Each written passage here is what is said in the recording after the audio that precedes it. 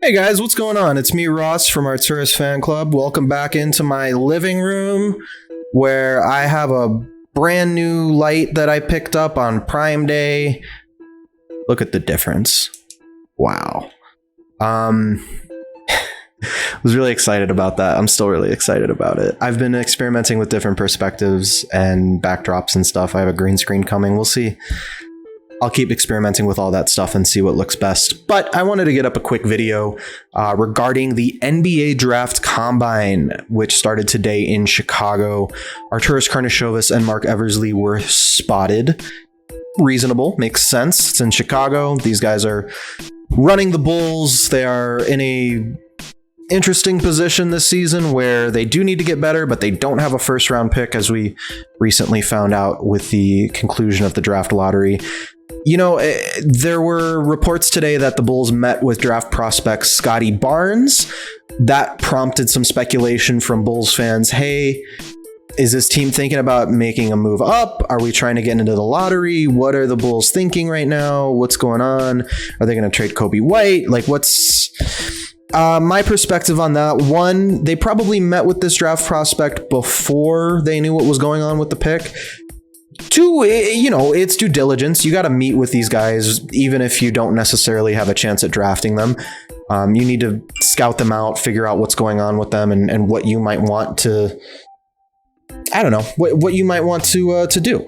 Because maybe you do want to make a trade. I don't know. Maybe a guy blows you away and everyone is underrating them, and you're like, maybe we can make a move, get him at a bargain in the late lottery. I don't know, man. The way I look at it, the Bulls are not realistically going to make a trade up in the NBA draft. It's just the truth. Realistically, it's probably not going to happen, but it still could. And it's still important for the team to take a look at draft prospects. And mind you, there's also going to be second round draft prospects at the draft combine. It's not all lottery picks. It's not all first rounders.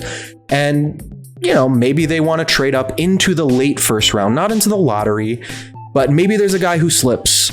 Maybe there's a guy who falls, you know, to that 20 to 30 range, and they want to make a move to get into that 20 to 30 range. You package a couple second rounders, maybe you do it. Maybe it's possible. You never know. There are teams out there willing to make trades in the late first round. Those late first rounders, they become less and less valuable the later you get into the round. And the NBA draft is such a crapshoot outside of the lottery. It really is. There are guys who make it to the end of the draft, end of the first round, and they turn out to be all-star caliber players. There are guys that make it into the second round, like the MVP of the league right now, Nikola Jokic, made it into the second round. I have a video about that. You should go watch that. That end up being great players. So the bottom end of the draft is very much a crapshoot, and a lot of teams go for the players they value the most, not necessarily who they think is the best player available, because the best player available is so subjective to each team. So the overwhelming point here, overarching point, I don't think the Bulls are going to make a drastic lottery changing draft day trade. I don't see it. The only trades I really see realistically happening this offseason are a sign and trade for Lauri Markkanen to another team. You know, whatever prospects picks you might get back from that, it's hard to say. And obviously the trade I want to see happen is a sign and trade for Lonzo Ball. I'm of the opinion that Lonzo will not be available as a restricted free agent. I think the Pelicans will match pretty much any offer he gets. Depending on how big they are, I guess they could get into the 25 million range, and maybe they want to back out of that because that's pretty high. I've heard reports that they don't want to go anything over 20 million.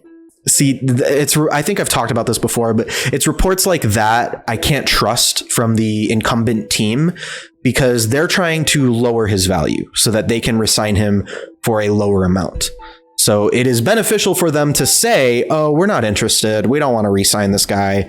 You don't have to give him that much money to pry him away from us. We're not going to sign any offer sheet. So sign him to whatever amount you want to. Like, yeah, okay. You're trying to get some lowball offers so you could get him at a bargain. Because restricted free agency generally drives up a player's value. It inflates a player's value because it turns into a bidding war. You know, this team wants the guy. This other team says, well, we can match any offer sheet. We'll match this shit, poison pill, and just keeps going up and up and up. So That's why I think Lonzo Ball has to be a sign and trade.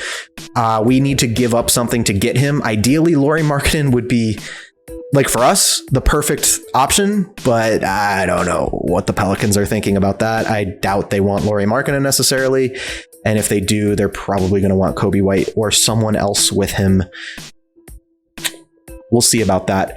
A report just came in that the Cavaliers are entertaining trade offers for Collin Sexton, which is interesting. I don't think necessarily he's the perfect fit next to Zach LaVine as a playmaking guard, because that's not really his role. He is definitely a dynamic scorer, a very talented young guard, but more in line of what we've seen with Coby White, as opposed to the kind of playmaking defensive guard that we're in the market for right now. We'll see. We'll see what the Cavaliers end up doing with him. I don't know what we could give up to get him. I mean, at Coby White, yeah, but it feels like a downgrade for the Cavs. I don't really see what they would get out of that trade. So, I mean, maybe you want to do Coby White and Lauri Markkanen for Collin Sexton, but once again, like, I'd rather be tossing those guys in for a trade for Lonzo. And ideally, I don't want to trade Coby White. I think it would be really great to have a Lonzo, Coby White, Zach LaVine lineup. I think that could work really, really well. Billy Donovan has used lineups like that a lot throughout his career as head coach. And, the defense from Lonzo and maybe Pat at the 4 could cover up some of the defensive shortcomings of Coby White and Zach LaVine. So it's worth talking about. It's worth entertaining. I don't personally see it as a plan A or a plan B, but a lot of things still be to determined this offseason. We've talked a little bit about Spencer Dinwiddie as a point guard option. There was a video I just dropped with a bunch of the blog members from Arturo'sFanClub.com, the writers who went in depth on the point guard situation for the Bulls this offseason and all of the potential targets, be it free agents, trade possibilities. They even went into the draft prospects, with the idea that maybe we would get that pick back. Obviously, we didn't. But at this point right now, I think it's time to start talking about other options. We've talked about point guards so much, man. So much point guard talk lately. I have a full Coby White season review coming soon. I still need to edit the video. It's recorded. I didn't record it with the new light. I don't want to re-record it, but I'm going to edit it and get it up for you guys because it's really good content. I'm really proud of it, and I need to stop slacking on that. But quick hitter today, just to recap what happened at the draft combine and some of the chatter going on Twitter today. Another thing that happened on Twitter today, Kevin Durant feuding with Scottie Pippen. And I got in there and posted a meme with the Kevin Durant in a Bulls jersey edit and said he should come to Chicago and stick it to Scottie. I don't know. Maybe Kevin Durant sees that.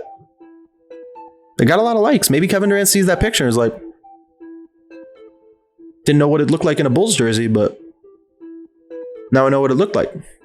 Maybe I want to do that. I don't know. I doubt I have that kind of pull, but you never know. Who knows?